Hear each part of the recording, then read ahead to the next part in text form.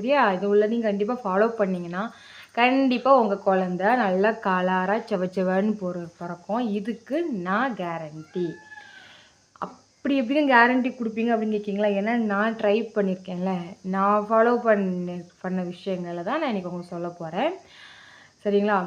குழந்த கலராக பிறக்கணும். அதுக்கு மெயினாக என்னென்னு பார்த்தீங்கன்னா, நம்ம ஃபஸ்ட்டு 5 மாதத்தில் நம்ம எடுத்துக்கிற ஃபுட்டு, அதாவது கலர் ஆகிறதுக்கு நீங்கள் என்ன மாதிரி ஃப்ரூட்டு 5 மாதத்துல எடுத்துக்கிறீங்களோ அதுதான் உங்களோட குழந்தையோட ஸ்கின் டோனை தீர்மானிக்கும்.